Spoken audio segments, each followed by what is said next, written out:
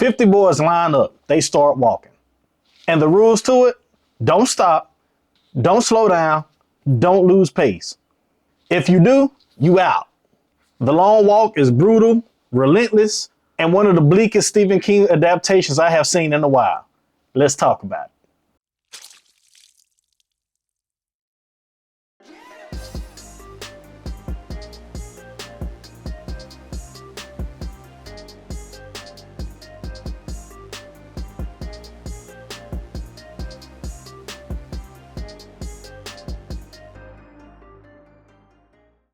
What's going on? It's Trey here, and since you found me, you might as well hit that subscribe button and go ahead and leave a like for more content. And today, we're going to be talking about The Long Walk from 2025. And before I get started, it's only right that I do this movie justice. I'm going to stand up and walk around while I do this review.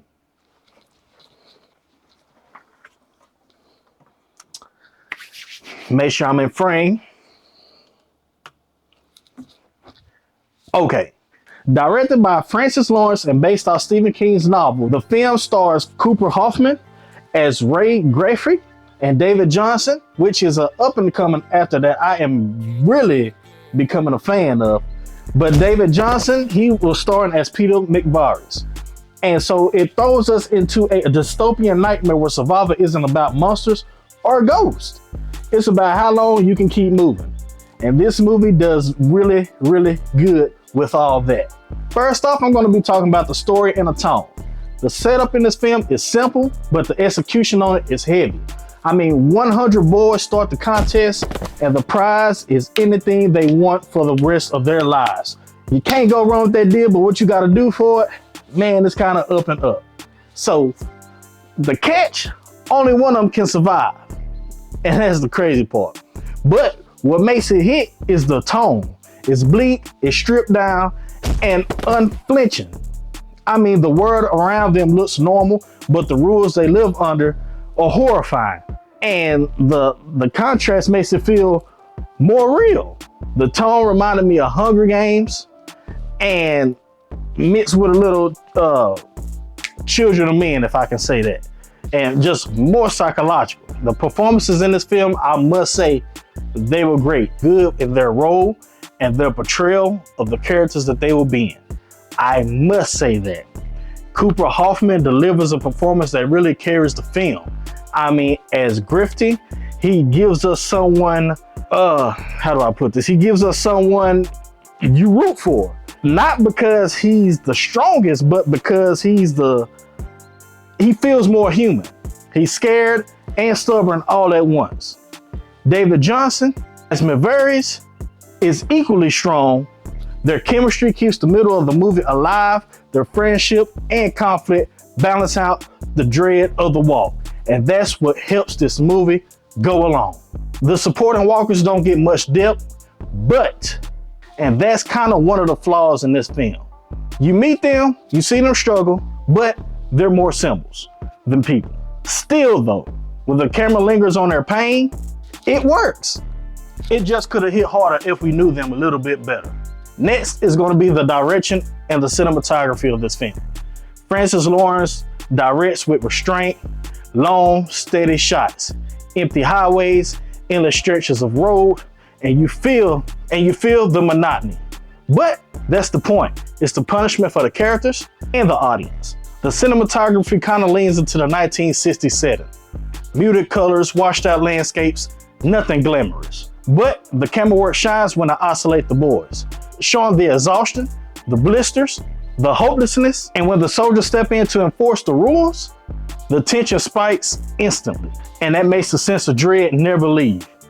But what works for me most in this film is how immersive it is, which I'm trying to be immersive right now myself.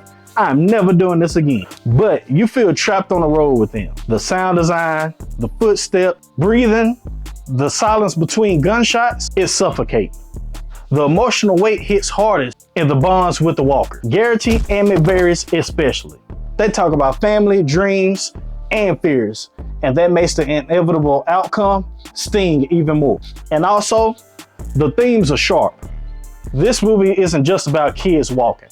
It's about authoritarian control, sacrifice, and how far people will go when survival is their only option. But although that worked, there are some things that didn't work. Let's talk about it.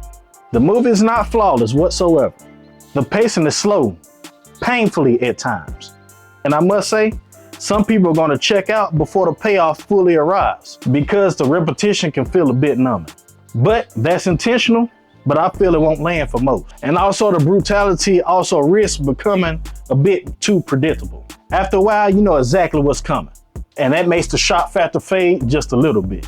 And like I said earlier, the side characters, they aren't fleshed out enough. You care about the leads, but everyone else is just more background noise. The visuals and the atmosphere of this film though, the film stripped down look worse for me.